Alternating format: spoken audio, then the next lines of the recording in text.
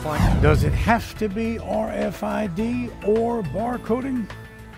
Well, joining us to speak about that today, Chris Jackson, President, Savant Software. Chris, welcome. Thanks for having me. Chris, I guess the title of our talk pretty much sums it up. Really, does it have to be one or the other? What's your view? No, absolutely not. Really? Well, walk us through. Why not? RFID has turned into a very complementary solution for the barcoding and inventory control environment. It's not where we have to come in and just actually choose a total RFID initiative or just a barcoding initiative. So you're saying there can be a mixture, if you will, of the two?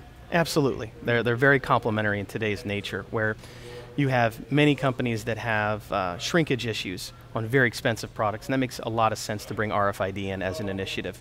But you have a plethora of companies that sell anything from candy to accessories to even some clothing that really doesn't fall in that high end, where barcoding still makes a lot of sense being at sub-penny levels for a barcode. So it's much more economical to use that technology. Absolutely, absolutely. But your argument seems to be that despite there being some situations where RFID is more appropriate, some cases where it seems to be that barcoding is the appropriate way to go, more and more there is a middle ground, if you will, where both technologies are being used. And this is where you find a lot of confusion in the space, and you find a lot of customers dealing with situations where they've had barcoding for years.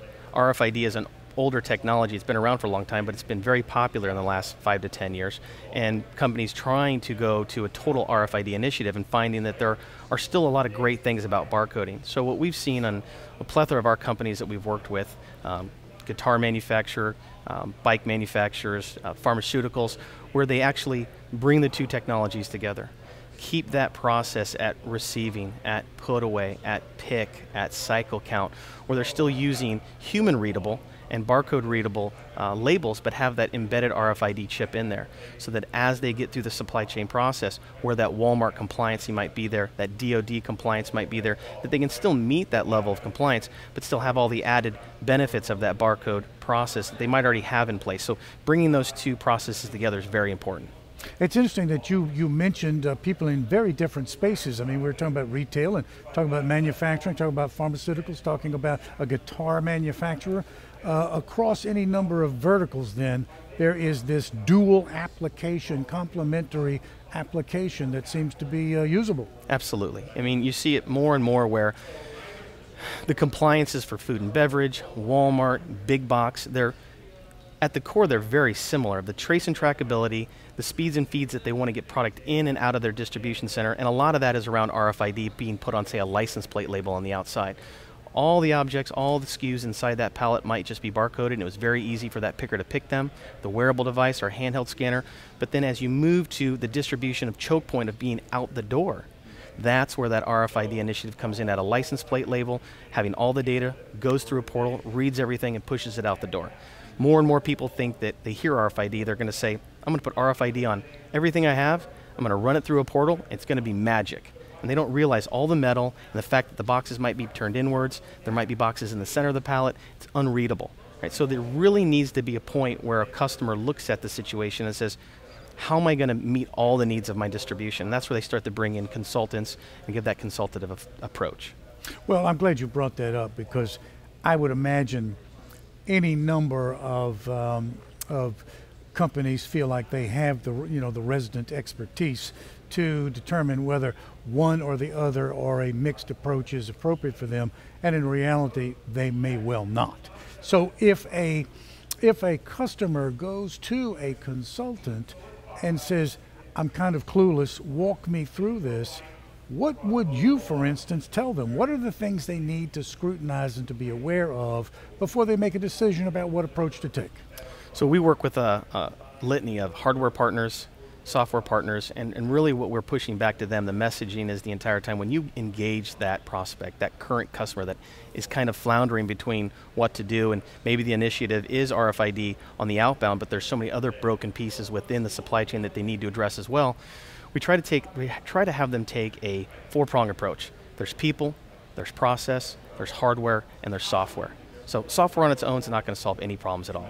Hardware really on its own, a lot of these pieces of hardware are toasters without software, so that's not going to solve any problems on its own. So finding the right organization that's going to be able to make the tough decisions while looking at your people, looking at your process improvements, being able to bring that best practice and standard operating procedure background to the table to make sure you're really running optimal on all your processes, and then work with the right hardware partners to bring you the best form factor that's going to encourage the user to actually use the system correctly. Nothing will destroy a project faster than if the user doesn't want to use the system. And then that software component. That software component is going to say, am I working with the RFID and the barcode process as a whole optimally to meet the client's needs? When you can bring that whole approach, that holistic consultative approach, then you'll actually really have a total solution, not a point solution that's just meeting the mandate of an RFID project. Let me just ask you about implementation time. You talk about a holistic approach.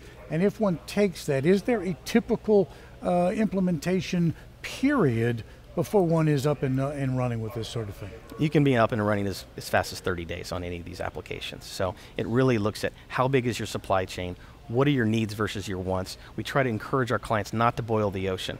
You know, automating 20% of your processes will yield you 80% of your ROI.